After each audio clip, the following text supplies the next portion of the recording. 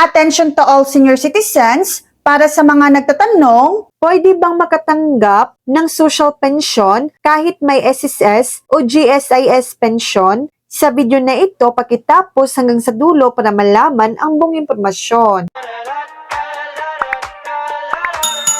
Sa pangkalahatan, hindi po. Ang social pension for indigent senior citizens ay para sa mga indigent senior citizens na walang natatanggap na regular na pension mula sa Social Security System or SSS, Government Service Insurance System or GSIS, o iba pang katulad na pension program. Kung ang isang senior citizen ay tumatanggap na ng SSS o GSIS pension, karaniwan ay hindi na siya kwalipikado para sa social pension dahil ang programa ay nakalaan para sa mga nakatatandang walang regular na pinagkukunan ng kita at natutugunan ang iba pang eligibility requirements ng Department of Social Welfare and Development or DSWD.